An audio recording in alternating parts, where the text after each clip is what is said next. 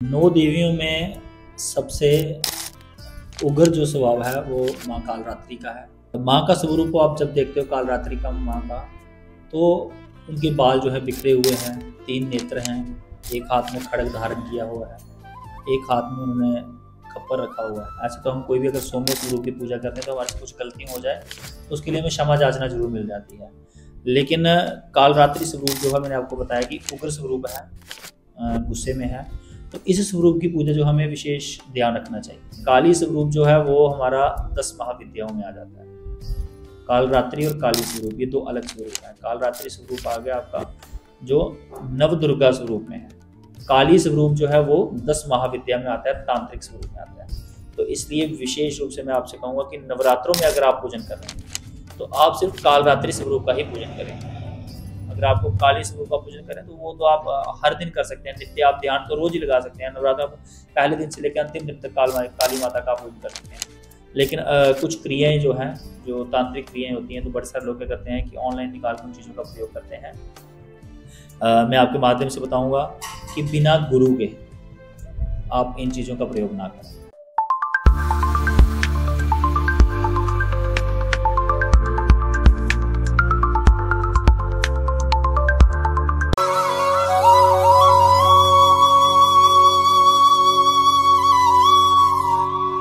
आज नवरात्रि के 7वें दिन माँ कालरात्रि की पूजा की जाती है। इन सब पर बात करने के लिए हमारे साथ पंडित उत्पल शर्मा जी हैं जो हमें इन सब पर जानकारी देंगे।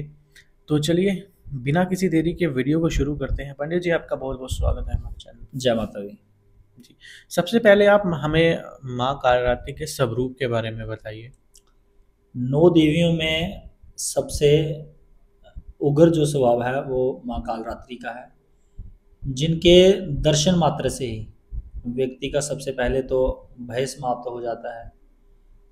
किसी भी प्रकार की कोई चिंता होगी उससे वो जो है भय मुक्त हो जाता है। माँ का स्वरूप आप जब देखते हो कालरात्रि का माँ का, तो उनके बाल जो है बिखरे हुए हैं, 3 नेत्र हैं, एक हाथ में खड्ग धारण किया हुआ है, एक हाथ में उन्होंने खप्पर रखा हुआ है। ठीक है, तो एक हाथ से आशीर्वाद देते हुए एक हाथ में उनके जो है वो तलवार है।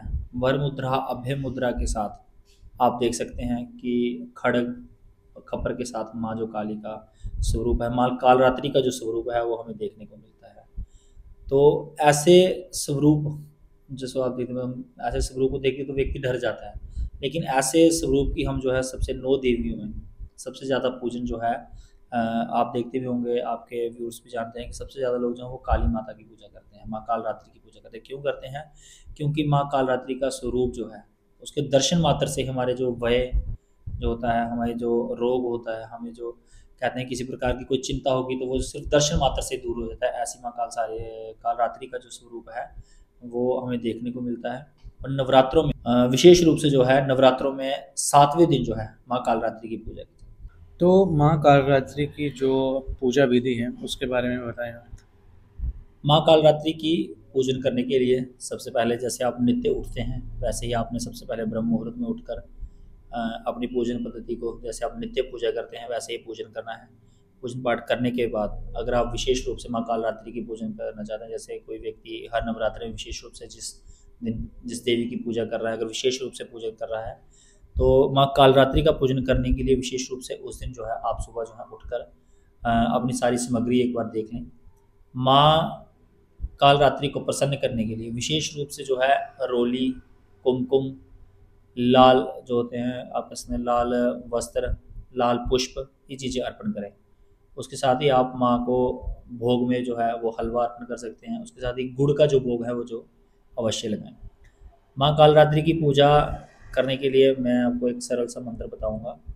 ओम या देवी सर्वभूतेषु कालीरूपेण संस्थिता नमस्तस्यै नमस्तस्यै नमो नमः। ये सरल मंत्र है। इस मंत्र के साथ आप माँ कालरात्रि को प्रसन्न कर सकते हैं और माँ की जो आप कृपा प्राप्त कर सकते हैं, माँ का आशीर्वाद प्राप्त कर सकते हैं। तो इस दिन माँ कालरात्रि की जो पूजा की जाती है उसमें जो मंत्र होते हैं उनका भी बहुत बड़ा रोल होता है। मंत्रों के बारे में बताइए, माँ की जो स्तुति है उसके बारे में। सबसे पहले तो आपने सबसे जो सरल मंत्र है उसका उपयोग करना। आप सरल मंत्र का जो है पाठ कर सकते हैं। या देवी सर्वभूतेषु कालरात्रि रूपेण संस्थिता नमस्तस्यै नमस्तस्यै नमस्तस्यै नमो नमः। आप इस मंत्र का जो है जाप कर सकते हैं, इस मंत्र का जो है वो आप श्रवण कर सकते हैं। इस पाठ को आप सुन भी सकते हैं, अगर आप जो है बोल नहीं सकते, आप इसको लगाकर यूट्यूब पे या फिर मतलब कहीं भी आप इसका जो है श्रवण कर सकते हैं, सुन सकते हैं, उसके साथ इस पाठ को जो है कर भी सकते हैं, इस मंत्र का जाप कर सकते हैं। इसके साथ ही मैं आपको एक मंत्र और दूंगा, इस मंत्र का आप जाप कर सकते हैं। इस मंत्र को आप नित्य, यही नहीं कि आप जो नवरात्रों में, विशेष रूप से नवरात्रों के अलावा भी आप जो है इसका पाठ कर सकते हैं। इसका पाठ करने मात्र से ही व्यक्ति के सारे क्लेश दूर हो जाते हैं, व्यक्ति के सारे रोग दूर हो जाते हैं, लक्ष्मी माँ की कृपा बनी रहती है, और माँ भगवती जगदम्बा, माँ वैष्णवी, माँ कालरात्रि की, माँ सरस्वती की कृपा भी जो है आप पे बनी रहती है। और विशेष करता जो है माँ कालरात्रि, माँ काली की जो है वो आप पे कृपा। तो सभी हाथ जोड़ के जो है मंत्र का श्रवण करेंगे। ॐ ऐं ह्रीं क्लीं चामुण्डाय विचे, ॐ ग्लौं हूं क्लीं ज्योत्सः ज्वालाय ज्वालाय ज्वल ज्वल प्रज्वल प्रज्वल, ऐं ह्रीं क्लीं चामुण्डाय विचे, ज्वल हम सम लं शम फट स्वाहा। इस मंत्र का जाप करने से आपको माँ कालरात्रि की विशेष अनुकंपा प्राप्त होगी, उनका आशीर्वाद प्राप्त होगा। तो आप इस मंत्र का जो है वो जाप कर सकते हैं। तो माँ कालरात्रि की कथा जो है उसके बारे में आप हमें बताइए। अब सबसे पहले तो माँ कालरात्रि के चरणों में कोटि कोटि प्रणाम। या देवी सर्वभूतेषु कालरात्रि रूपेण संस्थिता, नमस्तस्यै नमस्तस्यै नमो नमः। माँ कालरात्रि के कथा जो कोई सुनता है, इसका श्रवण करता है, माँ कालरात्रि की उसको विशेष अनुकंपा प्राप्त होती है, उस पर जो है विशेष माँ कालरात्रि अपना जो है आशीर्वाद प्रदान करती है। कालरात्रि शब्द जो है वो दो शब्दों से बना हुआ है। काल का अर्थ होता है समय, जैसे हम कह सकते हैं कि सुबह का समय होगा, दोपहर का समय, शाम का समय, रात्रि का समय। तो रात्रि का अर्थ होता है रात। कालरात्रि दो शब्दों से बना हुआ है, समय और रात्रि। कालरात्रि मैया की उत्पत्ति कैसे हुई, उनकी उत्पत्ति का विशेष कारण क्या था, क्यों उनको इस संसार में जो है उनकी उत्पत्ति हुई, क्यों उन्होंने जो है माँ ने इतना उग्र रूप जो है वो धारण किया। बाकी जितनी भी हमारी देवी हैं, माँ कात्यायनी होगी, माँ कुष्मांडा होगी, माँ स्कंद माता होगी, माँ शैलपुत्री, माँ ब्रह्मचारिणी, महागौरी, माँ सिद्धिरात्रि, जितनी भी हमारी देवियां हैं सभी की सभी सौम्य स्वरूप में आप देखते हैं। लेकिन उनका जो स्वरूप है वो सबसे जो है अलग है। आप देख सकते हैं कि उनके जो बाल हैं वो घुंघराले हैं, 3 नेत्र हैं, हाथ में खड्ग धारण किया हुआ है, काला रंग है, और उनकी एक सवारी जो है वो भी एक अलग है सबसे। सबके पास जो है शेर है और सिंह की सवारी कर रहे हैं, लेकिन आप जब माँ कालरात्रि की सवारी देखते हैं तो एक गधे की सवारी कर रहे हैं। तो क्यों ऐसा, मतलब उनको स्वरूप धारण करना पड़ा, ऐसा क्या कारण पड़ा, इस सभी के बारे में आपको इस कथा में विस्तार रूप से सुनाऊंगा। शुंभ, निशुंभ और रक्तबीज, इन राक्षसों ने तपस्या की। तपस्या कर कर शुंभ निशुंभ जो एक राक्षस थे, रक्तबीज जो है उसी से उत्पत्ति हुई थी। शुंभ निशुंभ ने जो अपनी तपस्या से एक हजारों वर्ष जो तपस्या करके ब्रह्मा जी से वरदान लिया कि उनको जो है कोई भी देवता है जो उनको परास्त नहीं कर सकता, युद्ध में जो है उनको हरा नहीं सकता, उनकी जो है मृत्यु नहीं हो सकती। तो उस समय जब ब्रह्मा जी ने उनको वरदान दिया, सबसे पहले तो उन्होंने वरदान जो है, कोई भी राक्षस था वो ये मांगता था कि मुझे अमर होने का वरदान दो, मेरी मृत्यु नहीं। तो उन्होंने भी ब्रह्मा जी से वही वरदान मांगा था कि मेरी मृत्यु ना हो, आप कोई और वरदान जो है मेरे से मांग सकते हैं। तो उस समय जो है ब्रह्मा जी से उन्होंने वरदान मांगा कि हमारी जो मृत्यु है कोई देवता ना कर सके। तो ब्रह्मा जी ने उनको तथास्तु कह के वरदान दे दिया। तो उसके पश्चात जो था, शुंभ निशुंभ ने तीनों लोक में क्या क्या हाहाकार मचा दिया, देवताओं पर अपना जो है आधिपत्य जमा लिया, इस संसार में, पताल में, धरती पर, स्वर्ग लोक में, तीनों लोक में क्या कर दिया, अपना जो लोक था वो, अपना जो राज्य था, आधिपत्य था, वो उन्होंने जमा लिया। तो देवताओं ने परेशान होकर, सब जो थे, ब्रह्मा जी जब उन्होंने देखा कि इतना हाहाकार हो गया, सबसे पहले उनके पास गए। तो उन्होंने बोला मैंने तो वरदान दे दिया है, आप भगवान शंकर के पास है। अग्नि, यम, चित्रगुप्त जी, जितने भी देवता थे, इंद्र थे, वायु थी, तो सारे के सारे जितने भी देवी देवता थे सब मिलकर किसके पास चले गए, भगवान शंकर के पास चले गए। तो उन्होंने वहां जाकर प्रार्थना की भगवान शंकर से कि भगवान शंकर आप कोई ऐसा उपाय बताओ ताकि हमारी जो है इन राक्षसों से जो हमारी ये क्या हो जाए, हम बच जाएं। तो जैसे विष्णु भगवान जी ने भी पहले युद्ध किया था निशुंभ से, शुंभ से, तो वो पराजय होकर आ चुके थे। तो भगवान शंकर भी जी क्या करेंगे, उनके साथ युद्ध करने के लिए चले गए। तो भगवान शंकर भी उनसे हार गए। क्यों हार गए? क्योंकि जब वो निशुंभ शुंभ का वध करने की कोशिश करते थे, जहां उनका रक्त गिरता था वहीं से एक राक्षस उत्पन्न हो जाता था, जिससे नाम क्या मिला? रक्त बीज, रक्त का बीज। तो देवता, जो जितने भी देवता थे सब परेशान हो गए, भगवान शंकर भी परेशान हो गए, अपने लोग में वापस आ गए हार के। तो तब महागौरी ने, उनका जो स्वरूप था गुस्से से व्यक्ति क्या हो जाता है? लाल हो जाता है बिल्कुल। तो बिल्कुल जो श्याम रंग होता है, श्याम रंग क्या होता है? बिल्कुल जैसे हम कह सकते हैं किसी का सावला रंग। उस समय जो माता की उत्पत्ति हुई तो सावले रंग में उनकी उत्पत्ति हुई। तो सावले रंग में माँ के हाथ में जो था, उन्होंने खड्ग धारण कर कर युद्ध में चली गई। तो जब माँ ने युद्ध किया तो युद्ध के पश्चात जहाँ जब भी वो शुंभ शुंभ अपना वार करती थी तभी एक जो राक्षस उत्पन्न हो जाता था। तब माँ गुस्से में और ज़्यादा जो थे, उन्होंने अपना जो था और ज़्यादा गुस्सा आया, उग्र रूप धारण किया, जिससे जब शाम रंग, अब कोई अगर सावला व्यक्ति होगा ना वो ज़्यादा गुस्सा करेगा ना, जैसे कोई सफ़ेद व्यक्ति गुस्सा करता है उसका रंग जो लाल हो जाता है, लेकिन अगर कोई शाम रंग का व्यक्ति, कोई सावले रंग का व्यक्ति गुस्सा करता है उसका रंग क्या हो जाएगा? और ज़्यादा काला हो जाएगा।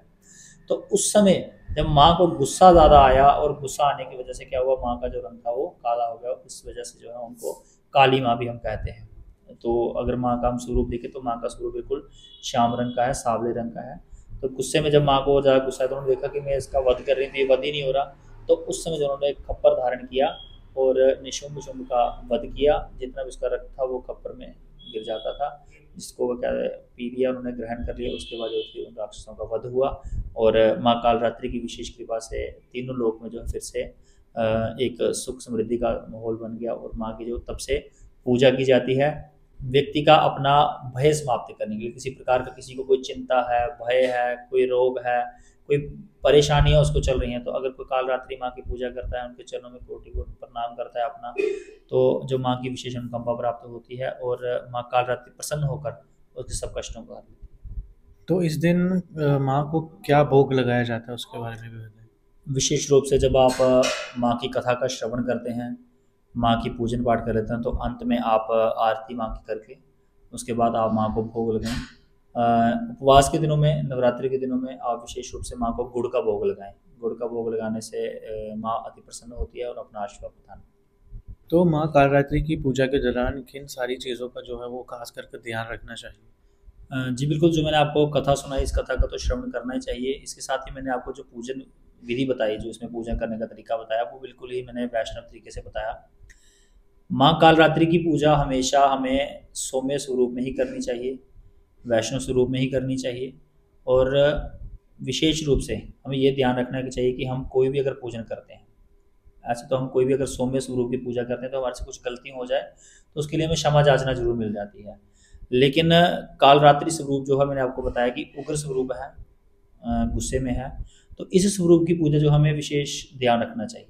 आप विशेष जो इसमें ध्यान रख सकते हैं, जैसे या देवी सर्वभूतेषु कालरात्रि रूपेण संस्थिता नमस्तस्यै नमस्तस्यै नमो नमः, इस सरल मंत्र का पाठ करें। इस सरल मंत्र के साथ आप ओम ऐं ह्रीं क्लीं चामुंडाय विचे इस मंत्र का जाप करें। इन जापों से भी आप माँ भगवती को प्रसन्न कर सकते हैं। बहुत सारे जो लोग हैं वो क्या करते हैं कि ऑनलाइन बहुत सारी चीज़ें, जैसे आप गूगल से हो गया, फेसबुक से, इंस्टाग्राम से या फिर यूट्यूब से कुछ मंत्र जो हैं वो लेकर जो है इस दिन जो है पूजा करने की कोशिश कर सकते हैं। लेकिन आपको कभी भी इन दिनों में ऐसी पूजा नहीं करनी चाहिए, क्योंकि जो नवरात्रि होते हैं विशेष रूप से हम खुद भी ध्यान रखते हैं कि हम लहसुन प्याज नहीं खाते हैं, हम उपवास में मतलब कि फलाहारी रहते हैं। तो ऐसी चीज़ों का जो प्रयोग करते हैं जो सिर्फ व्रत में खाई जाती हैं। तो इन दिनों में आप कोई भी ऐसी पूजन करने की कोशिश ना करें जिससे आपको जो है माँ के गुस्से का जो सामना करना पड़ सकता है। और अगर आप कोई पूजन ऐसा करना भी चाहते हैं माँ कालरात्रि को प्रसन्न करने के लिए, माँ काली स्वरूप में, कालरात्रि स्वरूप तो अगर निशुंभ, अगर काली स्वरूप में आप उसको करना चाहते हैं, काली स्वरूप जो है वो हमारा 10 महाविद्याओं में आ जाता है। कालरात्रि और काली स्वरूप ये दो अलग स्वरूप हैं। कालरात्रि स्वरूप आ गया आपका जो नव दुर्गा स्वरूप में है, काली स्वरूप जो है वो 10 महाविद्या में आता है, तांत्रिक स्वरूप में आता है। तो इसलिए विशेष रूप से मैं आपसे कहूँगा कि नवरात्रों में अगर आप पूजन कर रहे हैं तो आप सिर्फ कालरात्रि स्वरूप का ही पूजन करें। अगर आपको काली स्वरूप का पूजन करें तो वो तो आप हर दिन कर सकते हैं, नित्य आप ध्यान तो रोज ही लगा सकते हैं। नवरात्र पहले दिन से लेकर अंतिम दिन तक काली माता का पूजन कर सकते हैं। लेकिन कुछ क्रियाएं जो हैं, जो तांत्रिक क्रियाएं होती हैं, तो बड़े सारे लोग क्या करते हैं कि ऑनलाइन निकाल कर उन चीज़ों का प्रयोग करते हैं। मैं आपके माध्यम से बताऊंगा कि बिना गुरु के आप इन चीज़ों का प्रयोग ना करें। ये आपके अपने लिए, आपके परिवार के लिए ये उल्टा साबित हो सकता है। तो आपको इन दिनों में माँ कालरात्रि को गुड़ का भोग लगाएं। आप सुबह उनकी पूजा करें, कथा सुने, आरती करें और माँ से प्रार्थना करें कि जैसे आपने निशुंभ शुंभ को वध कर कर उनका जो तीनों लोकों में फिर से एक सुख समृद्धि का माहौल में, ऐसे ही हमारे शत्रुओं का विनाश करें, हमारे भय का विनाश करें, हमारे रोगों का जो है वो विनाश करें और आप हमें अपना जो है आशीर्वाद प्रदान करें। अगर आपको ऐसी कोई पूजा करनी है जो आप माँ काली स्वरूप में करना चाहते हैं, कुछ ऐसी मतलब कि अलग से जो उसको हम कह सकते हैं, तो आप विशेष दिन अपने गुरु की आज्ञा से या फिर आप किसी पंडित की आज्ञा से ये मतलब चीज़ें कर सकते हैं। करें सिर्फ उसी से जिसी को इस चीज़ का ज्ञान हो। बिना ज्ञान के उग्र स्वरूप की पूजा करना आपके लिए और आपके परिवार के लिए जो है वो नेगेटिव साबित हो सकती है, आपके परिवार के लिए जो है वो अशुभ संकेत दे सकती है। तो अंत में आप हमारे श्रोताओं को इस दिन क्या संदेश देना चाहेंगे? आपके सभी श्रोताओं को मैं ये संदेश देना चाहूँगा कि इस स्वरूप से हमने ये तो देखा कि माँ भगवती ने एक उग्र रूप धारण किया है, क्या करने के लिए? शत्रुओं का विनाश धारण। किस शत्रु को? जिस शत्रु को ये लगता था कि स्त्री निर्बल है। जब ब्रह्मा जी से उन्होंने वरदान लिया था कि मेरे को कोई भी देवता जो है परास्त नहीं कर सकता, तो उनके मन में क्या था कि स्त्रियां तो निर्बल हैं, तो स्त्रियां कुछ कर नहीं सकती, इसलिए उन्होंने ये वरदान लिया था। तो आपके माध्यम से मैं ये संदेश देना चाहूँगा कि अपनी बेटियों को अपने घर में आपकी जो बहू है, आपकी बेटी, अपनी पत्नी को इतना उनको सामर्थ्य जरूर, इतना उनको ज़रूर ज्ञान दें कि जब भी मुसीबत का समय आए तो आप भी माँ कालरात्रि के समान अपने शत्रुओं का विनाश कर सकें, आप अपने शत्रुओं पर हावी हो सकें।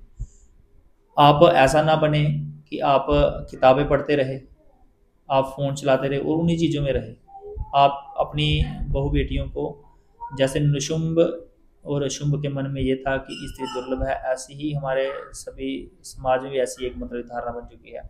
आजकल तो ऐसे बहुत सारी ऐसी चीज़ें भी हो रही हैं कि जिससे हमें स्त्रियों से डर भी लगता है, लेकिन मैं फिर भी कहूँगा बहुत सारी जगह ऐसी हैं जहाँ पे अभी भी स्त्रियों को जो है इतना मान सम्मान नहीं मिल पाता, स्त्रियों को जो है बहुत ही गलत नज़र से देखा जाता है।